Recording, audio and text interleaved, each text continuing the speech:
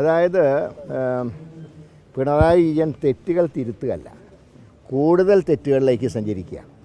അപ്പോൾ തെറ്റിൽ നിന്ന് തെറ്റിലേക്ക് സഞ്ചരിക്കുന്ന പിണറായിയുടെ നേതൃത്വം ഉള്ളിടത്തോളം കാലം മാർക്സിസ്റ്റ് പാർട്ടിക്ക് കേരളത്തിൽ രക്ഷപ്പെടാൻ സാധ്യമല്ല.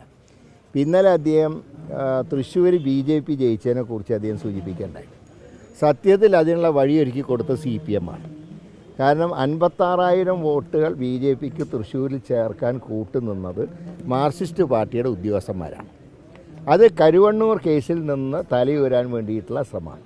ഇപ്പോൾ CPIയുടെ ജില്ലാ കമ്മിറ്റി കൂടി പറഞ്ഞത് KV അബ്ദുൽ ഖാദറിനെ പോലുള്ള സീനിയറായിട്ടുള്ള CPMകാരനെ ചെയർമാനാക്കണം എന്ന് അവരാവശ്യപ്പെട്ടെങ്കിലും EDയുടെ അന്വേഷണം നേരിടുന്ന MK കണ്ണനെ ചെയർമാനാക്കിക്കൊണ്ട് LDFൻ്റെ വോട്ടുകൾ അട്ടിമറിച്ചു എന്നാണ് CPIയുടെ ജില്ലാ കമ്മിറ്റി പോലും പരാതിപ്പെട്ടിട്ടുള്ളത്.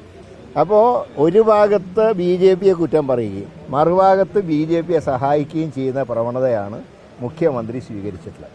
ഏതായാലും TP കേസിലെ അദ്ദേഹത്തിനെ വധിച്ച കേസിലെ ഒരു പ്രതിയെ പോലും രക്ഷപ്പെടാൻ UDF അനുവദിക്കില്ല. ഞങ്ങളതിനെ രാഷ്ട്രീയമായി നിയമപരമായി ശക്തമായി നേരിടും.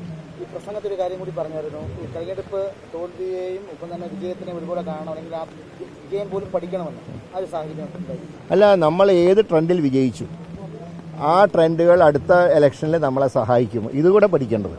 കാരണം നമുക്കൊരു അനുഭവമുണ്ട് 2019 ഇതിനേക്കാൾ ഒരു സീറ്റ് കൂടുതൽ ജയിച്ചു കഴിഞ്ഞ തവണ. പക്ഷേ ലോക്കൽ ബോഡിയിൽ അസംബ്ലിയിലും തോറ്റുപോയി. അതുകൊണ്ട് വിജയവും നമ്മൾ പഠിക്കേണ്ട ഘടകമാണ്. ആ വിജയത്തിൽ നമുക്കുണ്ടാവുന്ന നേട്ടങ്ങൾ എങ്ങനെ അടുത്ത ഇലക്ഷനിൽ പ്രയോജനപ്പെടുത്താം. പക്ഷേ ഞാൻ ഇപ്പോഴും പറയുന്നു, വോട്ടർ പട്ടിക ഒരു പ്രധാന ഘടകമാണ്. അതിൽ കൂടുതൽ ശ്രദ്ധ കോൺഗ്രസ് പ്രവർത്തകർ അക്കാര്യത്തിൽ ശ്രദ്ധിക്കണം എന്നാണ് പൊതുവെയുള്ളൊരു വികാരം. അതൊക്കെ ഇതിൻ്റെ ഭാഗം.